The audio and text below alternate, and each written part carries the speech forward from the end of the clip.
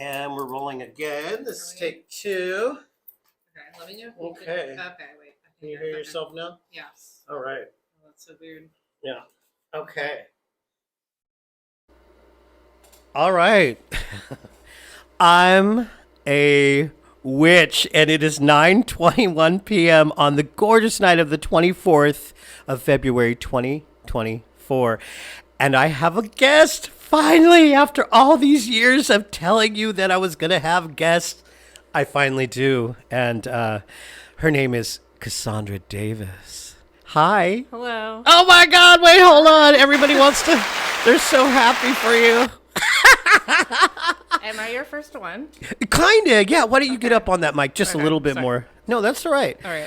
So you're not my first. Okay. I had these two gay boys in here one night, and it was kind of like what we're doing, but a little bit more of a drunken kind of thing. Okay. Like we're just starting out with our libations tonight. Yes. Let me describe to you the situation here. We got a little black, a table, and it's round, and I have the angel cards out that I brought for us. I have a candle burning. I have a bottle of really cheap wine from my friend because only for the best, only the best for my friends. It's a Cabernet Syrah. But okay, so Kassandra, is it Cassandra or Kassandra? I've always been confused. So I personally prefer Kassandra, but if people say Kassandra, I don't get mad at it. That's okay, fine. Well, no, but I've known. Is fine. Okay, so the first thing is, how long have we known each other? Like fucking forever. Oh, Cassandra. Lord. Yes. Excuse me for saying that wrong.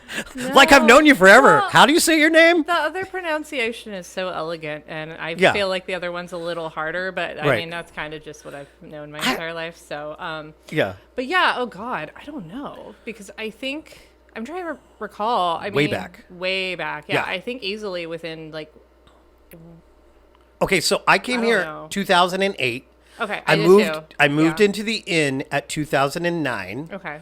I want to say, and goddess rest her soul, Kate, introduced us. She did, yes. Because you were there at the artist collective that I lived in with her. We were doing some sort of like weird, funky thing in her room, like just some sort of hangout or something. And then I met you, and then I remember. I was doing all those shows in the basement and all that shit. Oh my God, what a crazy time that was. It was. Oh my God. And I remember, I think you and I went to your room to hang out and chat more, and then I realized how drunk I was, and I was like, I have to go home. Oh, well, that, how many millions of people probably have that same story about me? I know. Come on over. Let's keep on drinking until fucking 4 a.m. That's just kind of the debauchery of the Dionysus worship that happened there at that place. And without getting too sad, we had one of the most amazing, gorgeous friends, Kate, who used to cut both of our hairs. And unfortunately, she passed away at a very young age. And both of us were so confused. It came out of nowhere. Yeah, it felt very unexpected. But yeah. Yeah, well, we don't want to talk about that too much because it's fucking depressing. So if you could just see what she's wearing right now, is that a skull of what is that? A skull of a raven, a crow? It's not a real one. It's like a mold from a cast, but I don't actually know what type of bird it is. It is so gorgeous. It's so witchy. I think I got it from like Crypticon or something, and it just looked pretty, so I just got it. You were like one of the gothiest people I've ever known. Stop. Yeah. How long? How did you even get in? How did you become this amazing artist person that you are? And how do you How about that first? How did you be? Were you always this gothy, this witchy? Of a person? I'm trying to figure out how far back I want to go. As far back as you need, honey. We can think of this as therapy in our own way. I think I was always experimenting a little bit more with the alternative, but I think I really turned kind of, I guess, goth, for lack of a better term, when I met my friend. My friend, who also, her name is also Kassandra, but with a C. Yeah. And I met her in high school, and I believe she was a junior at the time, and I was a sophomore, and I was just obsessed, borderline, like, unhealthy obsession. But we became friends. Like, with her or with goth culture? With her. Oh, okay, and she was very alternative and very goth herself, as was her boyfriend. And we became besties. We're still very close. And I think that kind of, from that, like, I'm trying to find the correct word. stemmed my interest. I don't know. It piqued my interest, I guess. Oh, I see. Yeah. All right. So she kind of was the catalyst that brought you into this goth kind of world. Yeah. And that's when your art started taking on that form as well? Because by the way, she's a comic. Oh, yes. Not a comic, but she makes comics. But you are kind of... Well, I'm a cartoonist. I eventually... One of my goals in life when I stopped being... such a puss is I want to try to do stand-up, but I'm too scared. Oh my God, I think my ego is too big. So. Oh God, I know. I know. I tried it a couple times and I didn't bomb, but I definitely, it takes a certain personality. Yeah. And I went on so many auditions as an actor and all that shit when I was younger, and that's why I quit the theater and all this stuff, was the rejection. And the thing about being a comedian is it's instant rejection. It's not like you're waiting for a fucking phone call. Nobody's laughing and you're not funny and they want you off stage. I don't know if my recovery time would be like good. So right. I don't know. Maybe one day. I don't know. There's a lot of comedy nights and clubs in Seattle, so maybe one day that'll happen. I mean, I kind of dare you. Like, I will come. Thank you. Yeah, I will come with your husband down there and we will support you. I'll get Damien to maybe leave the house for once. I just need to pack the audience full of friends that will fake laugh right. to make me feel better. I am kind of the most annoying guy in the audience because I always laugh. So yes, have me. I do too. Yeah, I don't know why. I love stand up. I love the format of it, and I love the energetic exchange of the whole thing. I find it fascinating. And I feel like if I did stand up, I feel like I would be a combo between like Tig Notaro and like maybe Mitch Hedberg. I think it's Hedberg. Yeah. Hedberg. I'm not sure, but yeah. Cassandra. Definitely that. Yeah. Very, I don't know. Very dry, very like story times, very like sense of humor. So switching gears just for fun, just because I wrote some questions and just because I always thought this would be a really fun question to ask people that maybe I know are not. Do you identify as a witch? Oh, personally, no. I kind of feel like I'm going to get chased out of the studio. No. It's not even about... It's a podcast about being a witchy bitch. It isn't really a podcast about witchcraft necessarily. I don't know. I don't know what I truly believe in. I think I tell people I'm atheist or I say agnostic sometimes. Yeah. Like if I'm trying to get something to work out in my favor, I say agnostic because maybe I'll get thrown a bone. Yeah, but whatever, great. So what does that exactly mean? I know what it means, but is it maybe there's a listener that doesn't? Does it mean you don't believe there's something after death? Ooh. See, that's a hard one for me. I interpret atheism as just having no religious beliefs whatsoever. I don't know what that means in terms of like when you kick off. I don't know what that means. But I think agnostic just means you're kind of in between a belief and not believing. I got it. Okay. Yes. But I should stress that I feel like I know a lot of Wiccans and pagans and witches, and I don't know what the proper term is, but everybody has different. Yeah. We got Satanists, we got witches. Yeah. We got pagans. I know Satanists as well. Yeah. Yes, I've been talking on this podcast about anywhere I find myself, there's always like 2 or 3 other people that identify as a witch or a Satanist or a pagan or what. And it's just fascinating to me that we're all just kind of in this city together. Yeah. And I've never in my life, in all the places that I've come and gone from or lived even, I was always the oddball out kind of. Mm-hmm. So when I moved here, it was like, oh, I'm back here. When I moved back here, I was like, oh my God, I'm home. These are my people. And I mean, it took a while though to really integrate myself into this whole culture here. I mean, Seattle's really tough to get to know people. Yes. I think it personally is. Yeah. So are you spiritual? Do you feel like, or is it more, Ooh. I guess that's kind of a big word too. Asking the hard questions.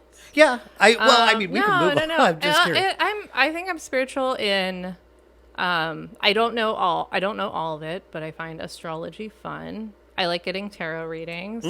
I don't think I'm superstitious, but then I notice that I'll do certain things purposely because I'm like, if I do this, this will go this way. And if I don't do this, it's going to go another way. And I don't know if it's something like that. I jokingly say that I think I'm partially psychic because I feel like that Kassandra prophecy thing is very much on point for me because I feel like I only things necessarily that like immediately impact me. I wouldn't be able to predict like anything large, but I feel like I can kind of, I don't know. It's hard to explain, but yeah. So you have an intuitive nature about you that sometimes clues you in on things that happen.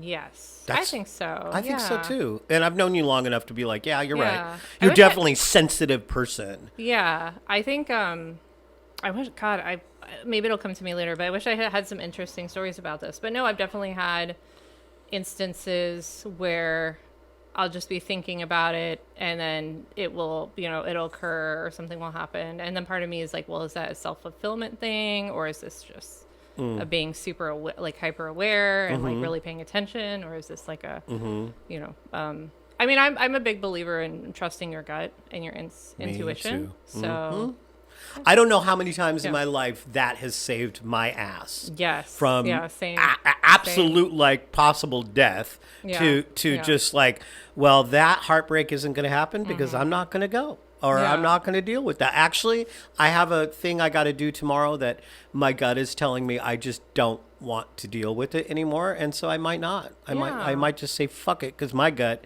has been telling me for the last week that it's like.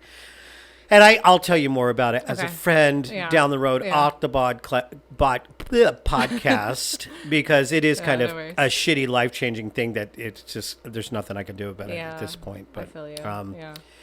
Switching gears again, you did say tarot cards, and so I was going to bring these tarot cards with me, and I just was in such a hurry today that I forgot them. I have these black and white crow cards, which I should have brought, but I did not. But I grabbed the angel cards. But as I pulled these angel cards, and if you, listener, if you like just kind of like affirmation words, I fucking love these angel cards. I've been working with these cards for, I want to say 30 years. Not these particular ones, but this particular brand. They're just called angel cards, and they're just these little cards that have words on them.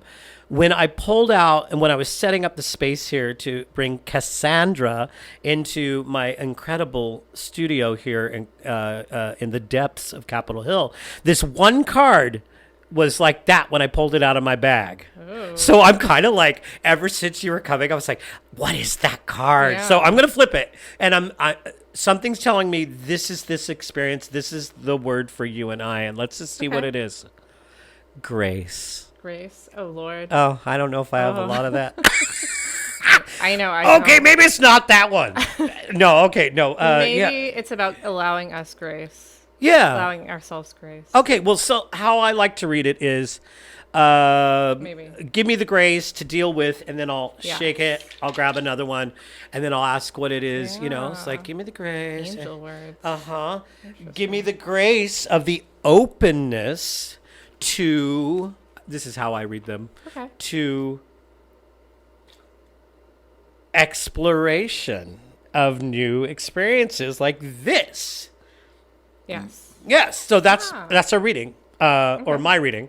Grace, openness, and exploration. And a lot of times, like, if I ever got partnership in here, I would get laid that night every time for 30 years. Really? Okay, so your turn. You shake them up. Oh. Well, I haven't had this particular box of them for a while. And what's really fun, too, is they got a bunch of stickers. So if you really like a word and you just want to put it on your bathroom mirror to tell you to expand every day, you can.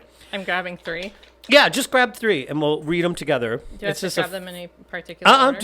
It's just kind of a vibe, just grab one. Okay. So she picked, what did you get? Resilience, that's a good word. Yes. Makes sense for you, I could tell. She's shaking her head.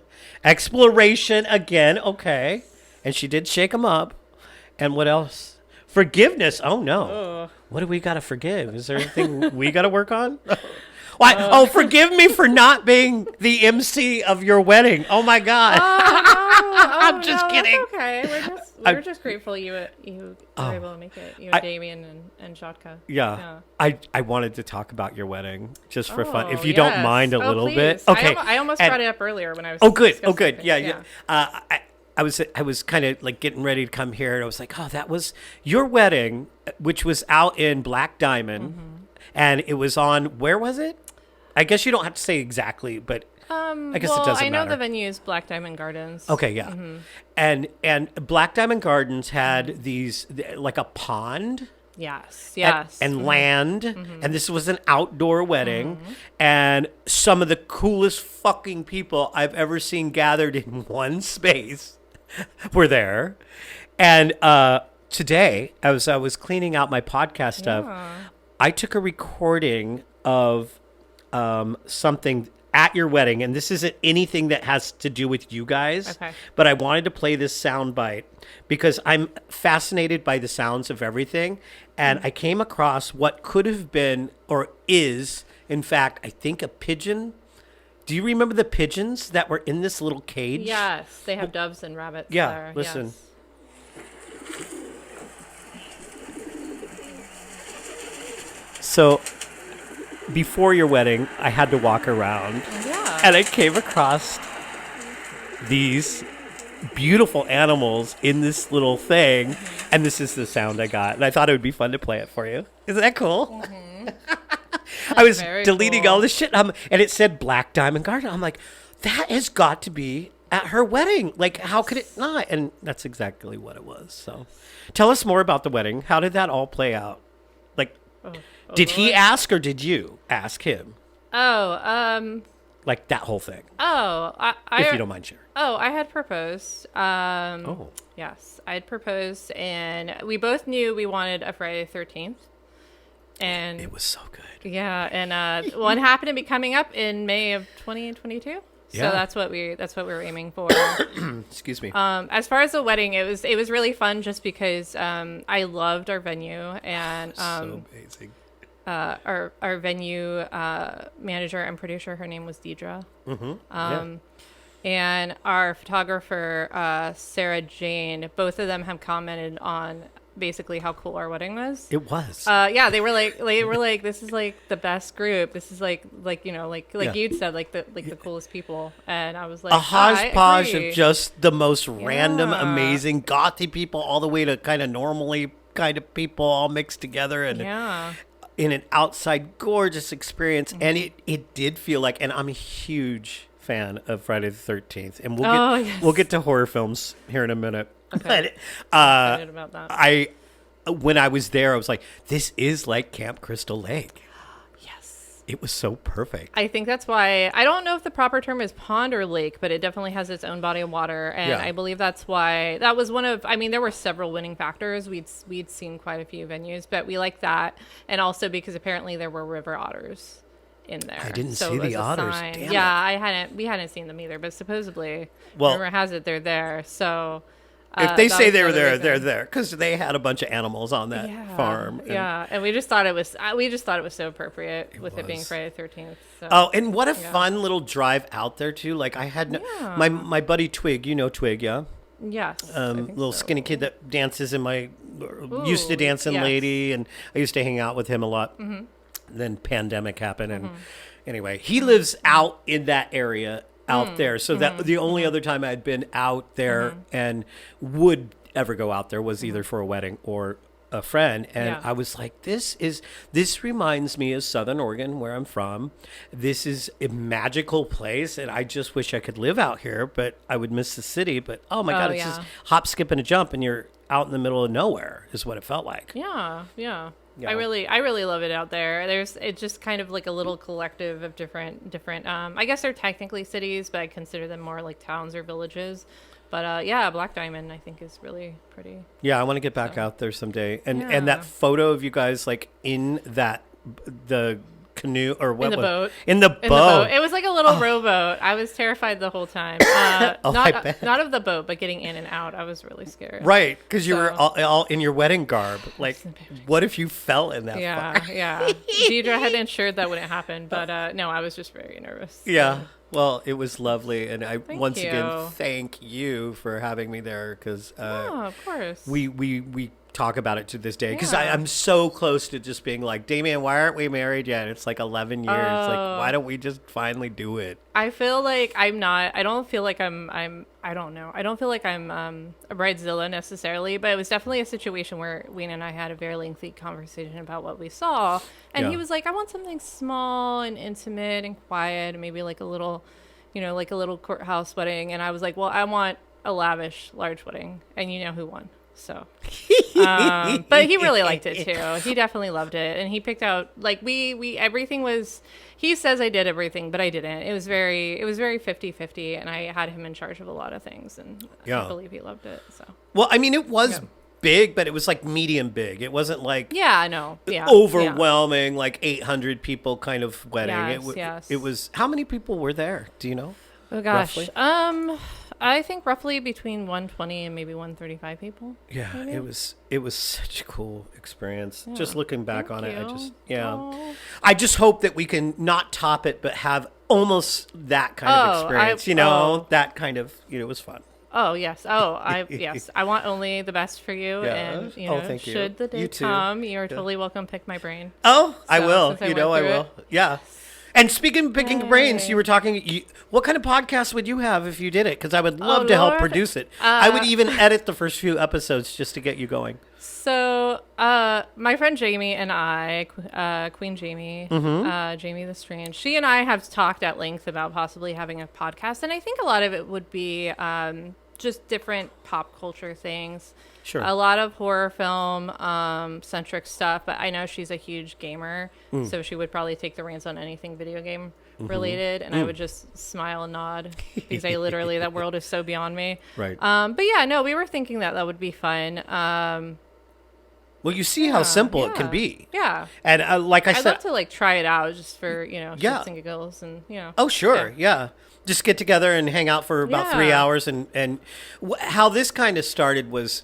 I did Seattle Sauce. Were you ever on that podcast? Oh God, no. I don't think I'm surprised I never had you on that because, I've been a fan of yours. You've been a fan of mine. And but anyway, that went on for years and years and years.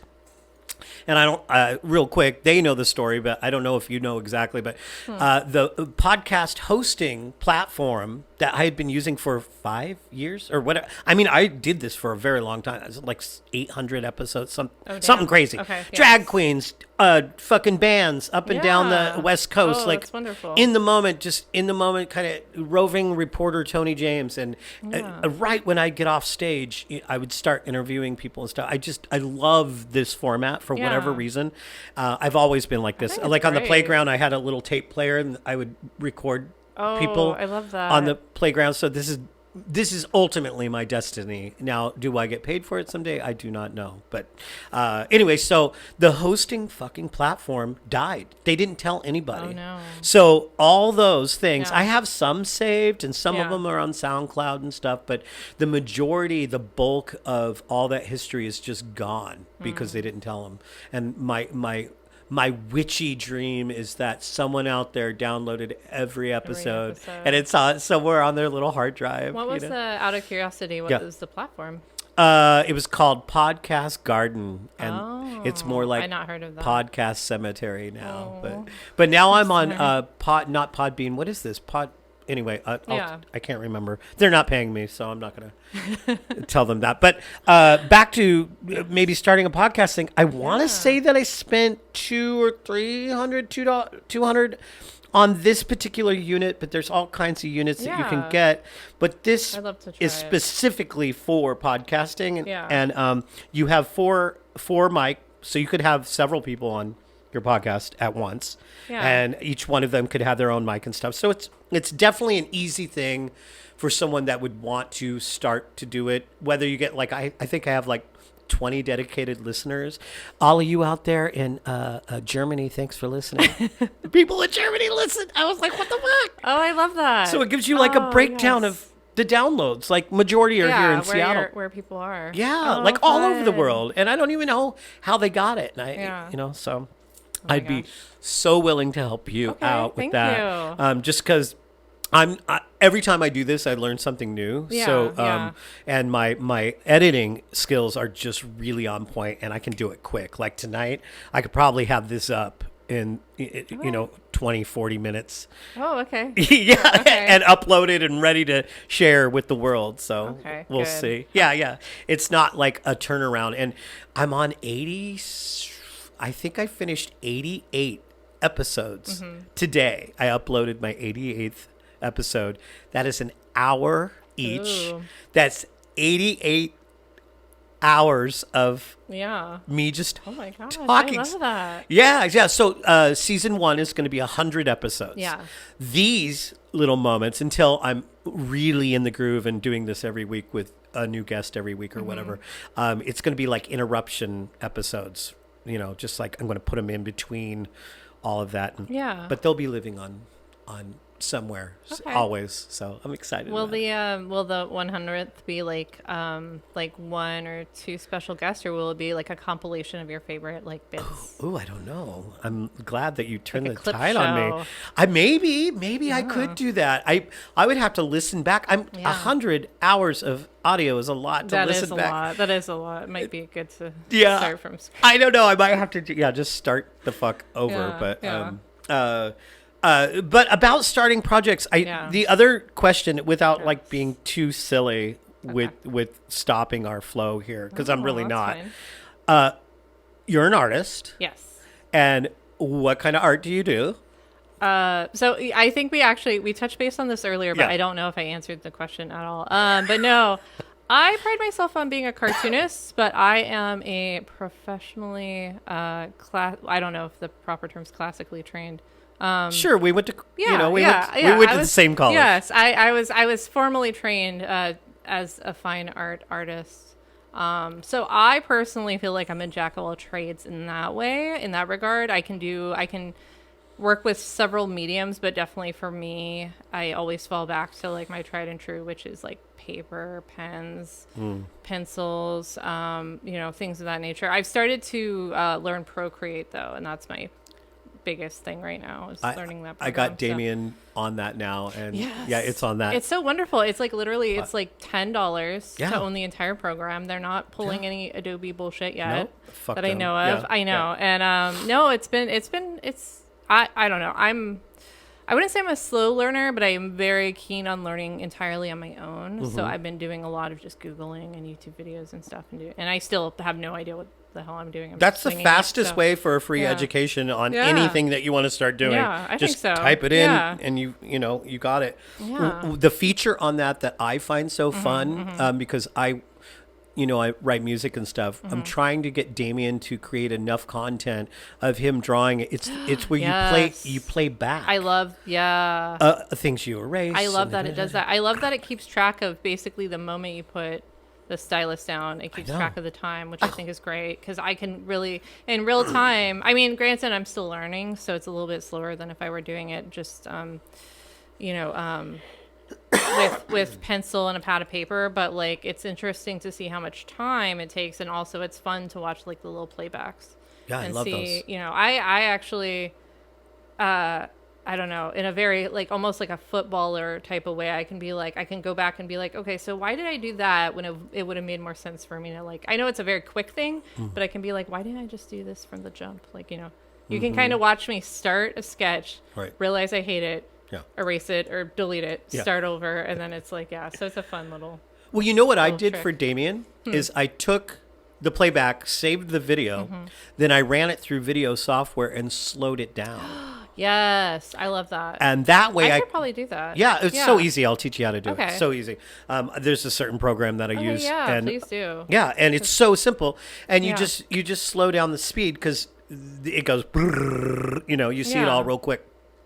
But the plan is once he has created enough content, 3 minutes worth, which is hours and hours of drawing, is that's going to be the video for one of my songs. So and I already have the song and I know exactly what I want to do. God, I love that you love this program because I try to tell everybody about it. I like it a lot. Sorry, not to sound like an old fogey. Yeah. But I sort of blame Reels and TikToks and Shorts because now so many people are like, oh, artists can create things so quickly. Right. When I'm just watching my own work and I'm like, wow, I didn't realize this took me like 6 hours to do, or this took me 12 hours to do. But I think a lot of people just, unfortunately, just assume, oh, this won't take you that long. And I'm like, beg to differ, but okay. But yeah. When you're in that zone and it takes that long, what's going on with you? I'm just curious because I'm an artist too. I'm a jack of all trades too, but drawing has never been like a lot of breaks. Okay. A lot of snack breaks. Oh, okay, good. Okay. I take a lot of breaks, but also a lot of it is just I like to do most things I create are entirely from my head, but I do use reference images of myself, or sometimes I'll go on Google and search for reference material. But some of that is I'll just research in real time.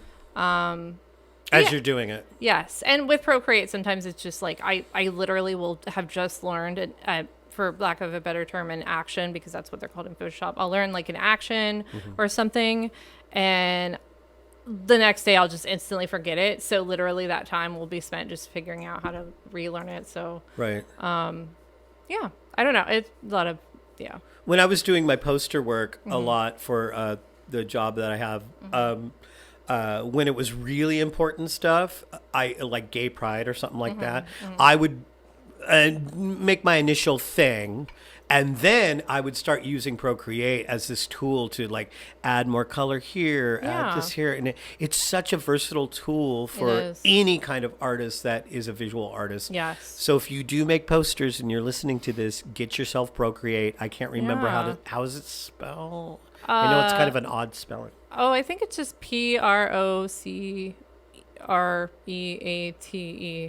I think Create. Sorry, I was like doing it in my head. I wasn't sure. I'm dyslexic, so everything looks really hard for me to spell. A strange thing. This is a weird thing, but for me, so I know how to paint in oils. I know how to paint in acrylics. I know how to paint gouache. I want to learn watercolors, and I have watercolors, but I think I don't know why. I don't know what my deal is, but I think for me, I like the cleanliness or just the cleanness of using paint brushes in Procreate. So granted, I've been doing more my style, but I like to experiment with those, so I can experiment with a watercolor brush. And I think it also might be a perfectionist thing as well, because if I use a watercolor brush and if I'm like, ooh, I hate that, I can just like erase it, or I can just like go back a step. And I think for me, I struggle with sometimes when I have done paintings in the past, I usually do acrylic, so it sets really quickly. So if I do something that I don't like, I have to find a way to correct it, or I have to go over it. So for me, I think it's kind of a nice little, I don't know if the skills in Procreate would translate to real life painting. Right. Because, for obvious reasons, but I like that option to experiment. Yeah, and those like little like preset like brushes and stuff, they're so fucking fabulous. Yeah, they're and fun. I like to play with like the elemental ones. Yeah. Just because I like to see it. Just kind of, you just kind of touch it and make it bigger or smaller, and the whole frame becomes this gorgeous thing of veins or whatever. It just looks, or like mosaics. It's just so cool. Yes. Like technology's come so far. It's probably healthier for me too, because you can zoom in on the screen. Like, I forget the motion, but you can zoom in on the screen to watch something, and I'm like, this is probably so much healthier than me like huffing like pens and Sharpies and getting really up in there, because I didn't even think of that. And it's helpful for your health. It's artist good for people. your health, I think. Yay! Wait, hold on. Yay!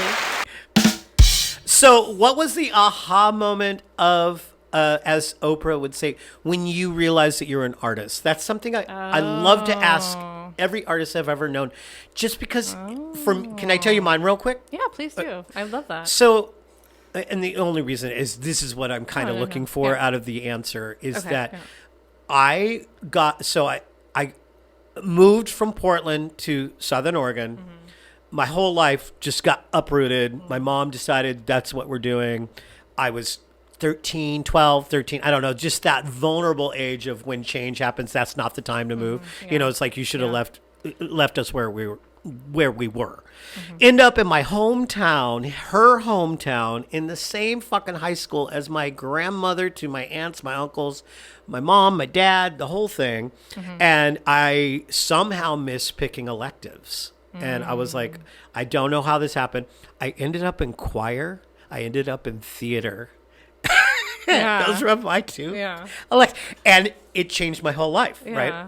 So as I'm starting to sing and going, oh my God, I can sing. And when I starting to act, oh my God, I can act. I went to, oh God, what was the show? Anything Goes, the musical in the English gym. And I'm sitting there kind of by myself, kind of like what I was at the Madonna concert, kind of just by myself, went by myself, sitting in the corner. And I saw them up on that stage and I'm like, why am I not up there? That's what I wanted. This is me. Why am I not up there? So that was my aha moment. Of just an absolute full body realization, chills, that this is what you're going to do. This will be your life. And at 51, I can honestly say it has been that. But the sacrifice of being an artist and being 51 and realizing, my God, I don't have any money. I don't have, but I live my dream. It's a passion. It's a passion project. So what was yours? If you want to share, you don't have to. Or was there a moment? Real quick sidebar. I'm very envious and proud of everybody who can sing and dance and act, because I low key sometimes wish I could do that, but I can't emote to save my life. This is pretty much as high as my voice goes, and as this is what you get. This is as expressive as you get from me. No, I think it's going to sound cliche, but I think since childhood, I was an avid fan of coloring books, and I drew a lot. I remember drawing at my grandparents' place with, like, I don't think they had like the proper things, so it would be like pens and legal pads and stuff, and then eventually I'd find Crayola and colored pencils and stuff, and I don't know, I've always been doing it. And I always tell people, I didn't really start doing comics until high school, honestly, but actually that's not true. I actually started drawing comics, like actual full, and before I even read comics, like full-length stories about my friend and I and our Beanie Babies. I think I drew stories about Beanie Babies. No shit. Yeah. I remember with like little blurps and shit. Yeah. Oh, no? like our Beanie Baby. I'm pretty sure it was our Beanie Babies. I'm pretty sure they had like little lives, and it was just. So I don't know if I kept anything. I kept everything. I have everything from like high school, but that's because my parents kept it for me and then sent it back to me, and so I have those. And it's fun. It's fun to look back and realize. Like, I don't know if I've done a complete, like, grandiose transformation with my art style, but I definitely love looking back at the messiness of doing it in, like a high school Spanish class and seeing how it looks now, and it's so nice. So yeah, Damien really recently, nice. I had packed a lot of his shit because he did not have time to pack in our last big move. And I put all of his shit in this box, and that was Damien's box. And I came home, I want to say last weekend, and he had this fucking box out, and he's just going through all of his old sketches, and he's like, that was good. I go, I remember this. And somehow the floods of memories of just the doodling meant so much to him, and he was so thankful that I guess I preserved it. I'm like, you already have the shit. We just had to get the fuck out of that apartment, and you were helping because you were working, and I had more time than you did. And anyway, so you've always kind of done comics. I feel like I always have. I didn't really start proper reading them until, like, I want to say starting high school. I started to read, and it happens to coincide with the start of my goth phase. So I read a lot of Joan Vasquez, a lot of Roman Dirge. I read some Fantagraphics, and I did. I want to say I read like superheroes. I didn't really read superheroes, though. I read a lot of more like the more alternative, like edgy, like I don't know if you're thinking comics. Like, comics, comics, and then actually. Sorry, I was getting somewhere with this. Okay, so no, when I entered because I did community college first of all, because actually when I got out of high school, I really didn't know where. I mean, my grades were decent, but I didn't really know what I wanted to do or where I wanted to go. Like most people. Yeah. So I was like, I'll get like I'll get associates in art from the local community college, which I think the moment I got a letter from Cornish, I think I bounced and left town, and I didn't complete that degree. I was just like, bye. But no, I actually met a local cartoonist named Michael, and I became I wouldn't say like a protege, but I was just like, like very much like my friend. She went by Cassie more so than Kassandra, but I think I find people that I just naturally gravitate to. And so I was just like in awe of him being a cartoonist. And that wasn't well, I shouldn't say that. He had like a 9 to 5, but he was doing the convention circuit. He had printed work. He had contributed to different comics. He had like his own stories and everything. And I was just totally and completely in awe. And I was like, I want to be doing this. So, wow. Yeah. So that's how it happened. So what was the first comic? I have one of yours at home. Oh, yes. What was like your first, I guess, official finished product?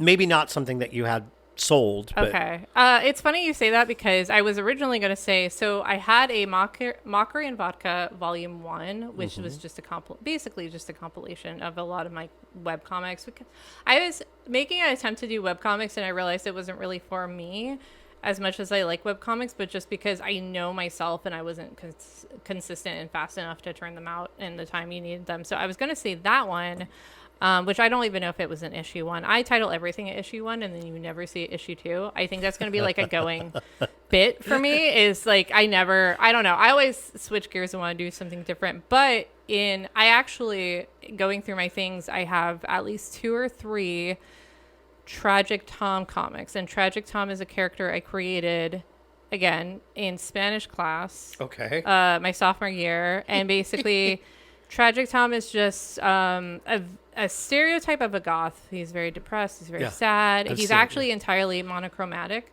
Okay. All the other characters were in color, but he's monochromatic. And yeah. What does that mean? Sorry. Black and white. Got black and white.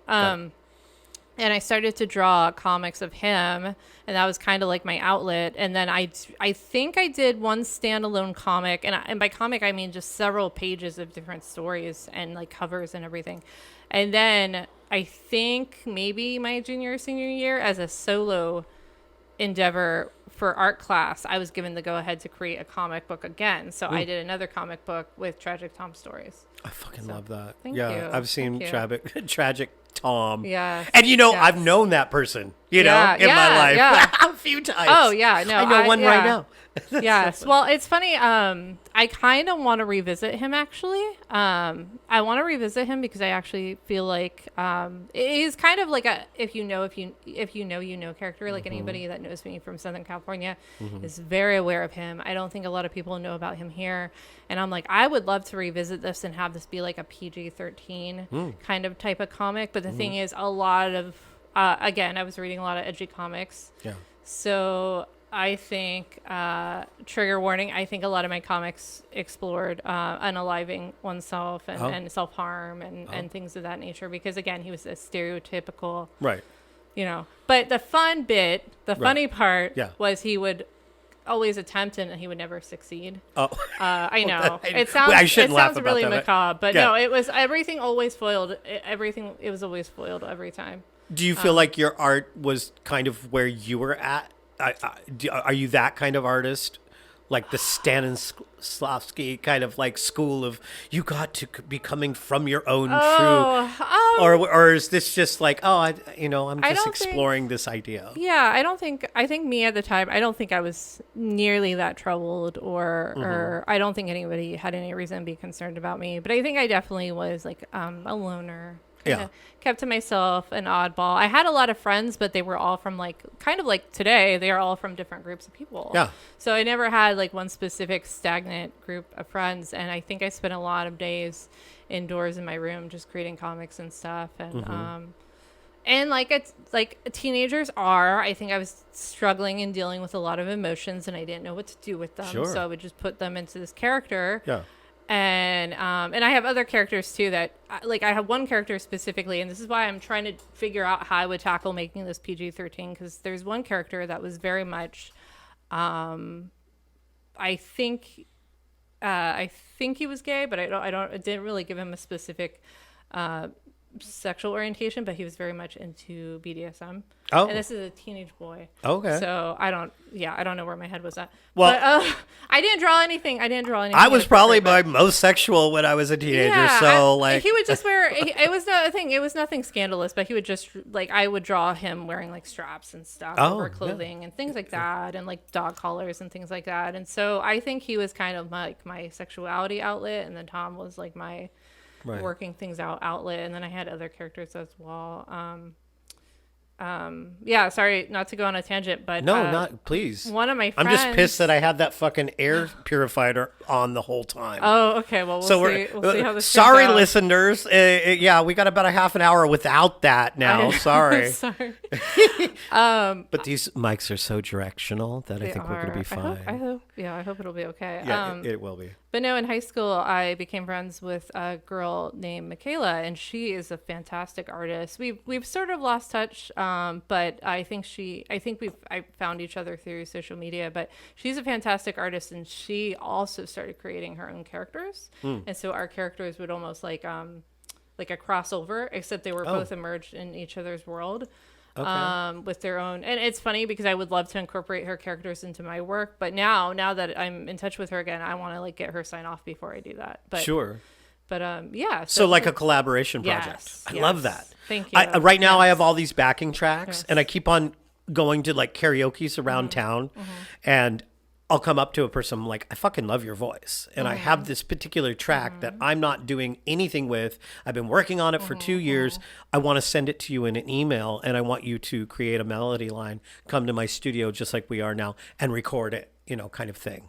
But back to what I was going to say to you. Yeah. So I worked in children's theater for many, many years. Okay. There's a lot of money there in any kind of children's stuff. Okay. So the idea of bringing that character back as a PG-13 thing, my gut is telling me, yes, you should do it. Yeah. And I think it would be lucrative because there's a whole generation of kids out there just fucking really sad, confused, identifying in ways that you and I probably never could have even thought to identify as. It's all new to me as a gay dude, it's like, and that horrible thing that just happened to that kid next. Oh God.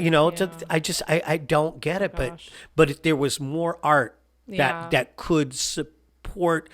It's okay that you're feeling these things right now, and do it in a way that is not inappropriate, and I think my goal, if I and I've already started drawing comics of Tragic Tom, but I think my goal would be to try to direct that energy, that angst towards enlightenment. Like I would try to find healthier, not like, I don't know, not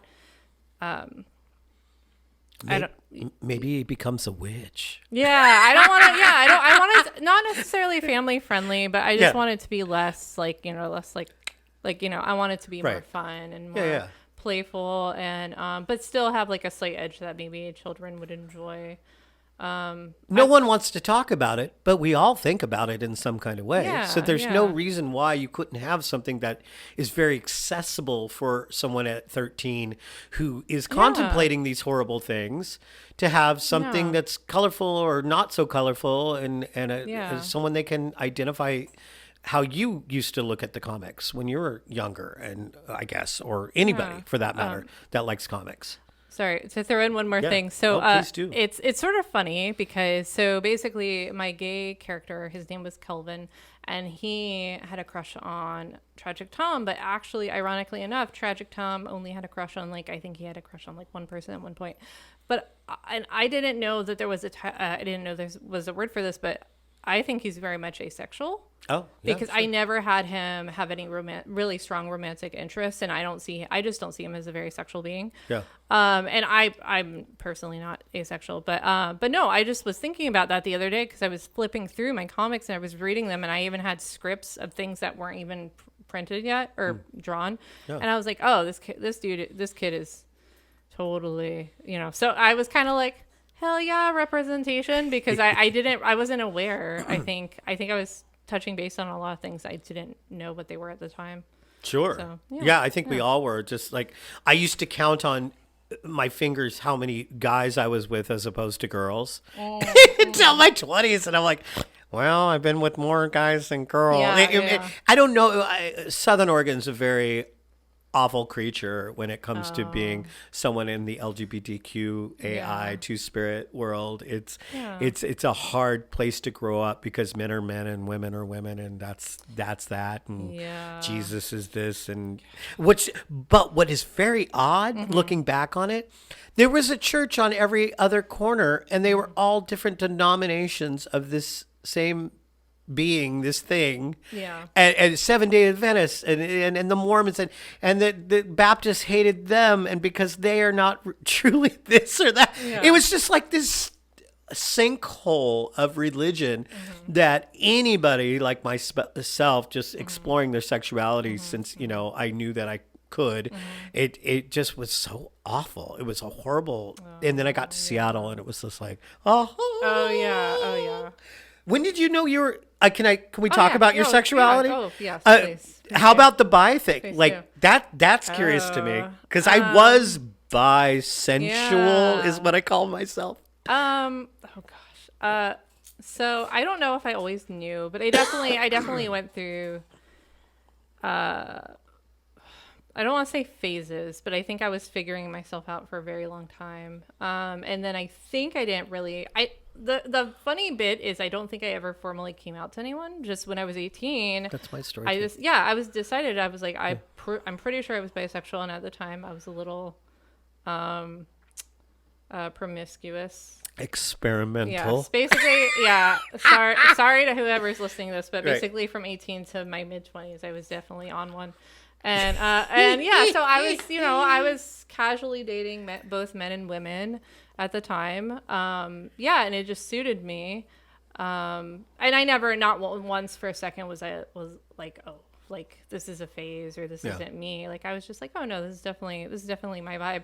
And I think I only personally felt that way because I think at the time, I mean, when I finally figured it out, or when I think I was indulging in things like, Rocky Horror Picture Show and Party Monster and Hedwig and the Angry Inch and things of that nature. And I was just like, hell yeah. Like, I don't know. I was like, I feel like, if I were completely linear and straight, I don't think this would touch me as much as it does. Oh, so, good point. Yeah. Because I have brought up my top 5. If I had a top 5 movies, Hedwig is definitely in there. The experimentation of it, the story of it, the incredible music. Yeah. John Cameron Mitchell, just what an absolute doll. My hope is to meet him one day. That would make he comes through Seattle, and he's very accessible. Like he'll go to Pony and shit. Oh really? Like, my God. I want to meet him so badly one day. Me too. I don't want to be cliche, but it was definitely one of those people where I was like, this film changed my life, sort of. Like just made me very much more accepting of myself. And but no, I never formally came out, and I think my parents just kind of instinctually knew. And they were for the most part cool about it. I think my dad was hyped because he was like, no pregnancies, and I was like, yeah, rad.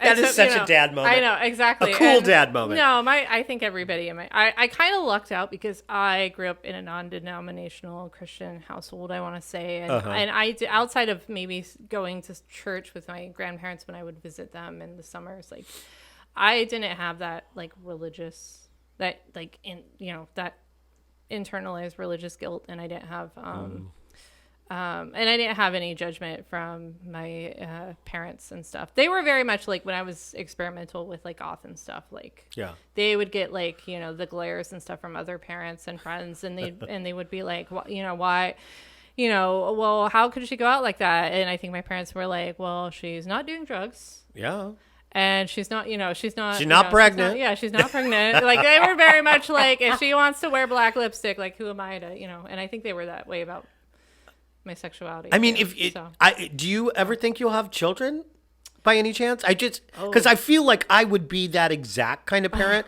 I think I would be a helicopter parent, just because with my cat, like the idea of anything happening to that animal, like I get emotional about it. So I'm glad I don't have kids. But Well, I mean, I have a wonderful, fantastic daughter who is 22 this year, Madison, who is a baby witch. Wait, you actually have a child? Well, she's Wayne's, but I consider her my own. So, okay, that's right. Sorry. Yeah. No. I mean, she's mine. I'm gonna just Batwing. You're the Batwing stepmom. Yes, but she's a baby bat. She's a baby bat, and she's I don't know what the proper term is for young witch, but yeah, no, I mean, I entered her life when I think she was 12 or 13. Oh, that's cool. So yeah, so I feel like in my mind, I mean, I missed all of the messy younger years, but I feel like in my mind, I feel like a parent to some extent, and I'm a parent when it comes to animals as well. Oh, I know. I have that question coming up. Yes, but also, actually, it's so funny you say that because I literally scheduled an appointment for a consultation for a tubal ligation soon. Oh, is that just cutting off the tubes? And yeah, it ain't gonna happen. I think I forget the proper term. I thought they were removed entirely from my body, but I keep hearing different things. I'm gonna wait till I talk to my doctor. I hear different things from different people, but I think it's just gonna be like a snip and or a tie off or something. Yeah. But yeah, I'm like no. So that's not what you're gonna do in this life. But for what me and Damien either. We're too much of a... For what it's worth, I always felt like I always mirrored myself off of B. Arthur, where I was like, I would always take children in. So I always saw myself adopting. That's cool. Versus having my own. So, and I think more of you out there that want to have kids should do that. Yeah. Just say, they're telling me embryos are now children. I'm like, oh my God. I don't even get me started. I feel really behind because I honestly haven't really, I need to do more reading on that because I haven't really kept up with it. I know I'm terrible. I unfortunately am Mr. News, and trust me, this podcast gets really political at times, and I spew what I think. And I'm low-key kind of glad we're keeping it a little fun because I've been kind of kept out of the loop on things. Yeah. I mean, I'm not going to really bring up a lot, but there's just a lot to do. You're allowed to. Yeah. I mean, there's just a lot going on right now with reproductive rights and with the reversal of Roe and Wade and that whole thing. Yeah. Now all this new stuff is coming up. And then my only argument, and I won't stick on to it too long, is like, if we're going to take care of the kids, all the kids need to be taken care of after this this kid that got beaten to death like absolutely unfathomable to me in 2024 that this nonsense is still occurring, and it's just it makes me so sad. It's horrific. It's like I think sometimes I can't like I'm was it next? N-E-X, next. Okay. Yeah, no, I mean I think of them and I try to make space for these topics, but I think sometimes I know myself and I will downward spiral super hard if I like so all I can do is I'm trying my best by I don't know, I'm kind of a slacktivist. Like I sign petitions and I donate and I vote and things like that. I unfortunately I don't make it to protest that often, but I do everything. I like to think I'm doing everything I can. But when you said make space for it, I think that's very witchy in itself. Just to have that as acknowledgement of I have to make space for a lot of things. Yeah. So because otherwise, I don't know. I You take on too much. I do. I'm definitely the type of person where I take on way too much and then I become like almost paralyzed. And, God, that's awful. Yeah, I've started to work through it.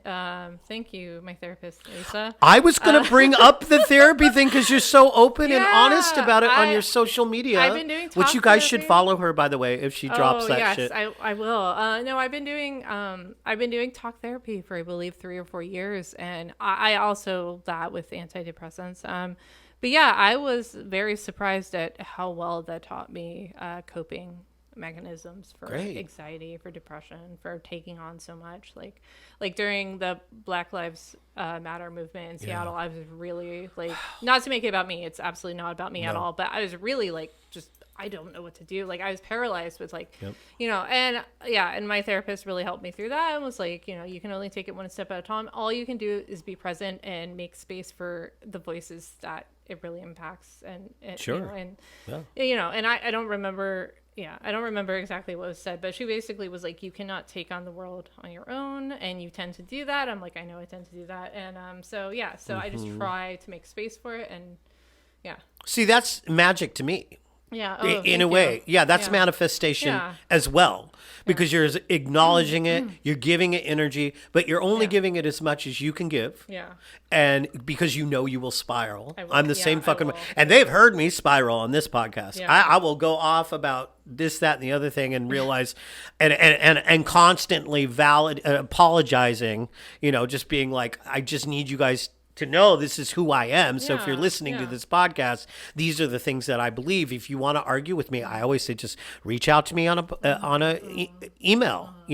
Like I'm not going to wait for your comments on TikTok or any of that bullshit. But if you really have a serious issue with anything that I've said on this podcast, please reach out to me, and maybe that's a healthy dialogue that we can start. Yes. But all the stabbing and the harming of egos and I don't want any of that in my life, Yeah. So self-protection is where I'm getting to. It's a delicate balance. I'm kind of, these days I treat everything like an oxygen mask first situation. Like, like, I don't know. Like, I like to basically just saying like my therapist, shout out to Lisa. Hey Lisa, hey girl. But no, thanks for helping my friend. But she's basically said like, she's like, you have to take time and room for yourself and to prioritize like your life and things, because you can only do so much. And like, I don't know if you're gonna want to cut this out because I'm rambling, but no, I just can't believe we've almost gone an hour. You can only do so much, and you just really have to take care of yourself before other people. Yeah, and once you have taken care of yourself to a point, that's when you can become strong for others. Yes. And that's what I try to be. Yes. But what I don't do enough of in my everyday life is take care of me. It's always about everybody else. Yeah, no, same. I'm definitely, same. So I'm like, what about me? But I don't want to get to that point where I'm constantly asking that question. Yeah, yeah. Oh, no, true. Yeah, I think... Yeah, I definitely have like kind of residual like guilt if I ever like take a moment or a day, or like if I just take a day where I just like I can't, like I won't respond to text, I won't respond to emails, I use Facebook Messenger and Instagram Messenger a lot. I won't respond to people and I'll be like, I'm the worst, because I just need that quiet time. There was a time when we didn't have any of that. I know. I think how did we all communicate? I think the ability to be connected to everybody at all times has kind of screwed me up a little bit. So I think so too. And being a chronic people pleaser, I'm overcoming that, but I constantly feel like I need to respond to people all the time. Right. And now I'm starting to realize if it's not something immediate, if we haven't made plans, if it's not anything that's super crucial, like if you're not going through emergency, I don't have to respond right away. Oh, I get that. After managing some stuff, I'm like, is this an emergency? No, but I just thought you should know. Exactly. Well, there's a thing called email, and I got one of those. You could just send it to me, and I will wake up tomorrow with fresh vibe and deal with it then. But right now, you're interrupting the boundaries that I've set, and that has a lot to do with what I was going to tell you after this. Boundaries have not. Boundaries are really they've not been validated enough by people that set up their own boundaries. Yes. But I can't do that in this particular situation that I find myself in. It's just becoming absolutely silly that I allow myself to have all this input, and when I try to say no, I just need some space, it gets invalidated immediately. So it's bullshit. Okay. Let's talk about something different. Okay. Have you ever seen a ghost? Have you ever seen a UFO? Have you ever seen anything otherworldly? The only reason I asked this is because I thought it would be a great transition into like a whole other spinoff of anything that we might talk about. Oh gosh. I feel like a lot of my supernatural paranormal experiences are all when I was a lot younger, so it's difficult for me to articulate. Okay. But I definitely feel like when I was younger, and even now, I experience shadow people a lot. Me too. Yeah, shadow people a lot. Shout out to my friend Allison if she happens. Hey, Allison. She knows. I'll have her on the podcast. People. Yeah. I feel like, and again, this is kind of like where I'm like, I don't know what my spiritual beliefs are, but I feel like I have, I have interactions with not, I don't know if I want to call them ghosts or spirits but I feel like I have interactions with them, but like it's not super hyper visual. It just happens to be a situation where it's like, well, why did that happen just now? Or like like when you genuinely feel a presence, but there's nothing there. Oh yeah. And or I think maybe I might have seen ghosts a lot more when I was a child, but I think that's I feel like animals and children are very innately, connected to that world more so than we are as adults. So now, if like Wilson gets all wild and crazy, I'm like, if there's something in the room with us, you're legally obligated to tell me so I can do something about it. So, what's really funny? The last question I had here, or comment, or whatever this is, tell us the story of your magical pig. Oh my gosh. Wilson. Yes. Oh my God. She's got the best pig. So yes, I have a little pig. Little. Well, I think we just took him to the vet recently. I think he's between 85 and 95 pounds. I think he's leaning closer to 80. I think he's turning 9 or 10 this year in March or April. You've had him that long? Yeah, we've had him. Jesus Christ. Actually, it's kind of funny because Wayne and I moved fast. I moved in fast, and then we got animal together fast. But at the time, I think I had a hedgehog as well. I think I had my hedgehog needles at the time, so I think having a pet together wasn't unusual. But I love Wilson. Unfortunately, I'm still a carnivore. I'm trying to eat pork and ham less, definitely, but I definitely realize how. I think just through him, I realized how. I don't know what the proper term is. I don't know. Well, when I was getting food for us, I saw the ham and I didn't get it. I was like, no, I won't be getting those slices of ham because she owns a pig and I can't imagine eating my cat. So, well, it's funny. Yeah, he's rambunctious. I think my biggest concern is when we got him, we always show pictures and videos, but we're always showing the highlights. So a lot of friends will be like, we'll be like, oh my God, I want a pig. And I'm like, all right, but you have to understand it's like a 10 to 15, even longer year commitment.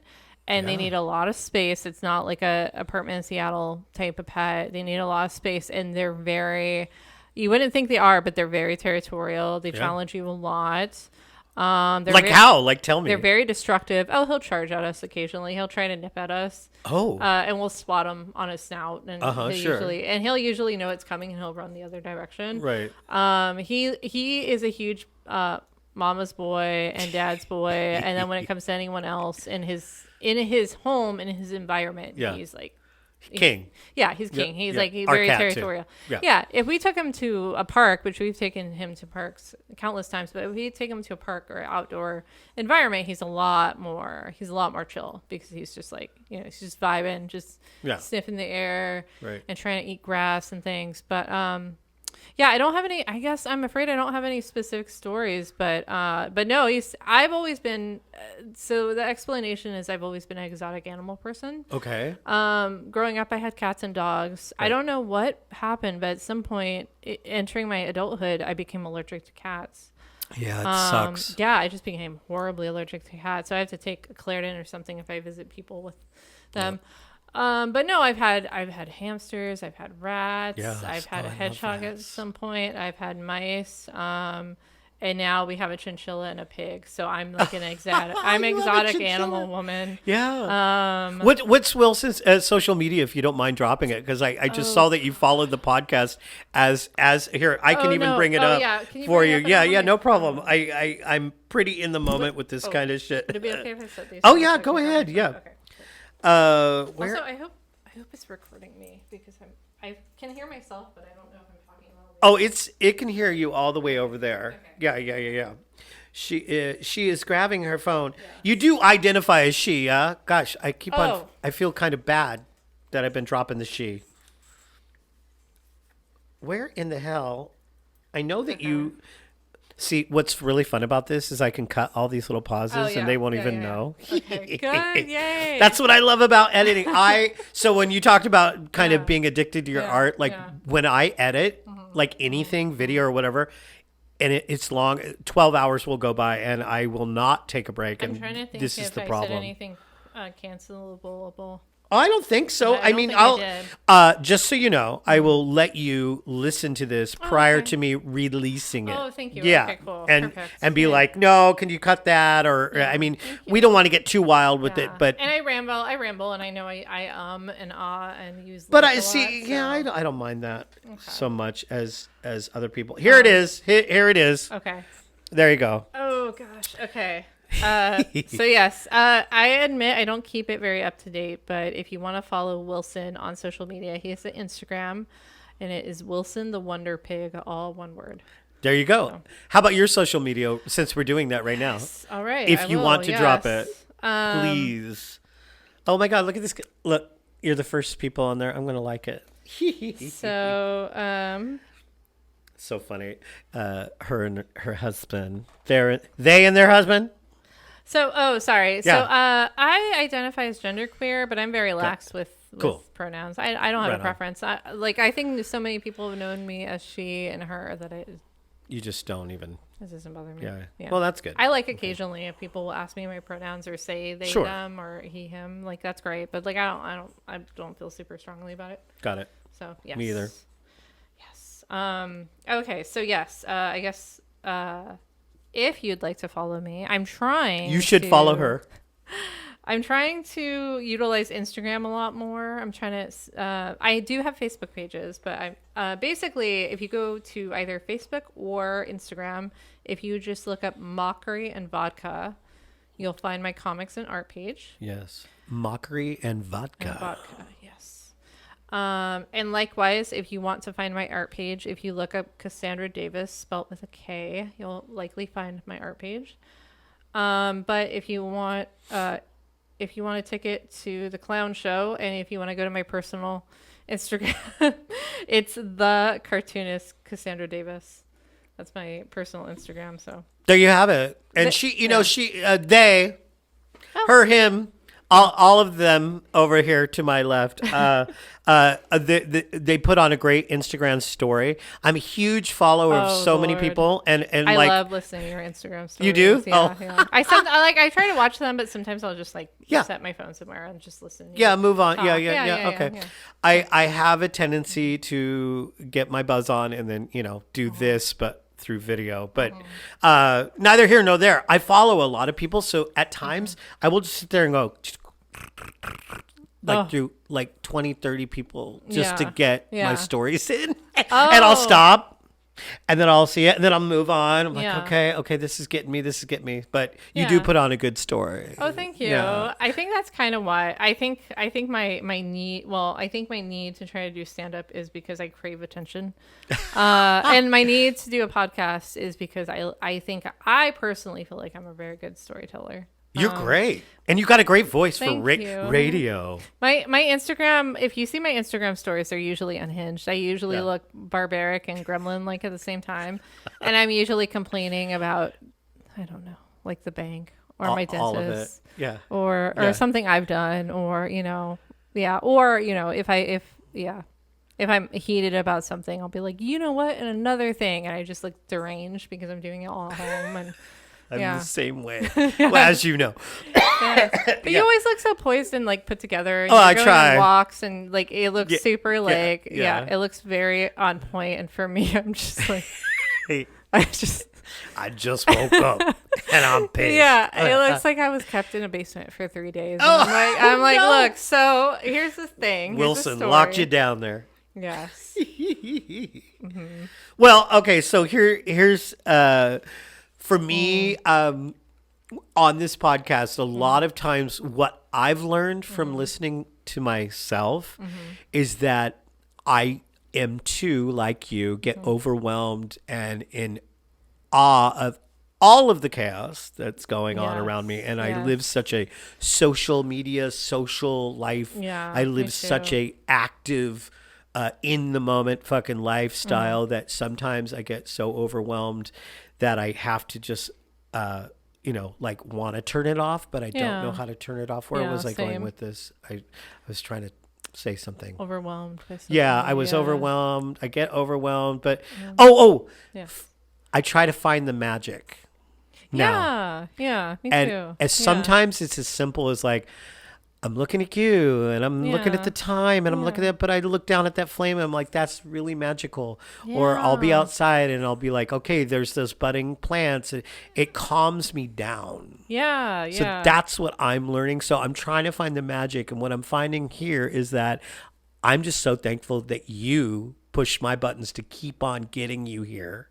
Oh, yeah. It means a lot to me. It's so funny. There's been a lot of collabs and projects and things that I've been like loosely a part of. And I haven't really, I haven't really put forth the effort. But when you mention you should talk about yourself for an hour, I'm like, I'm going to hit you up like every goddamn day.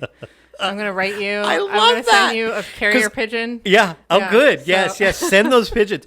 I have a whole list of people that I find very interesting. And the fact that you are the first one makes so much sense to me. Aww. And I just hope I can develop my questioning a little bit more. I hope that I can figure out how to make it even more a promo about you guys and less about what I'm trying to accomplish, because I don't have a shit ton of listeners, but by you just sharing this eventually, if you decide to do, I will. And if you don't, cool too. Everybody's getting it. That's right. You better listen to it. Exes are getting it. Tony needs to know how many, because the one time that I had those two gay boys on this fucking podcast, I want to say it was 30 or 31 episode.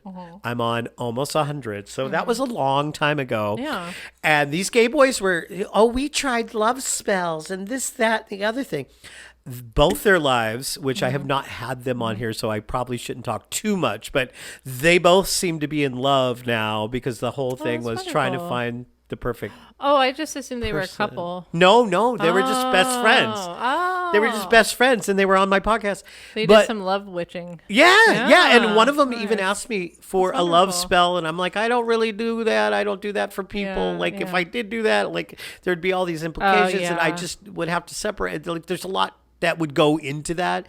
So I don't really do magic like that for people, but this is magical. It's strange? A launch pad. Is it strange that I feel sort of like devil demony about it, where I feel like there has to be free will involved? So for me, it's like a protection spell makes sense to me, or a spell for just furthering your life along, getting what you want, things like that. Like, to me, that seems like that makes more sense to me than like love spells are great and everything, or if you're just trying to fuck with somebody, but to me that seems kind of strange, I guess. Oh, absolutely. I've said it on here before. I'm like, that is like, you're witching yourself too. And you're taking yourself down a whole canal that you never even thought. And that was what was so innocent and cute about these slightly younger gay men who carried like rose quartz around and stuff. They were clearly wanting this love in their life, but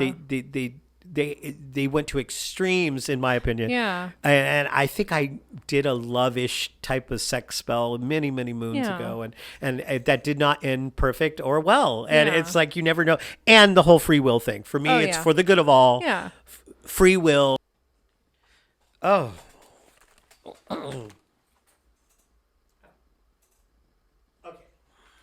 hope that's still going. Yep, it's still on. Why? Because I don't know. I don't want to talk shit on practices. You're not. Okay. But we can do that. We can make this a 2-episode thing here. So we're hanging out. I gotta pee anyway. Oh, okay. Yeah, that's fine. No, I'm here for it. Good. Yeah. And you sound great. Oh, thank you. I'm trying to remember to enunciate and speak up, and because I can hear myself in these, but I just want to make sure I'm actually right. Yeah. If you get too close, it will distort the mic. But Okay.